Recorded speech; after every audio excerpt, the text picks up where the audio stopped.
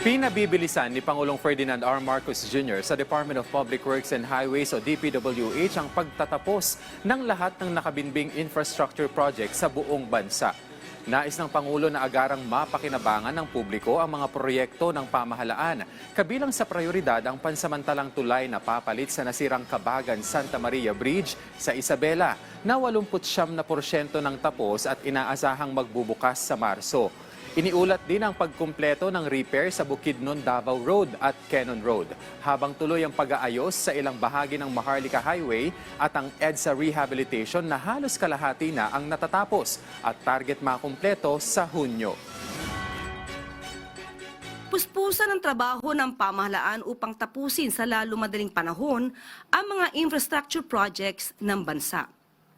Dahil para sa Pangulo, kung mabilis at maayos ang trabaho, mas mabilis din mararamdaman ng tao ang ginhawa ng mga pampublikong proyekto.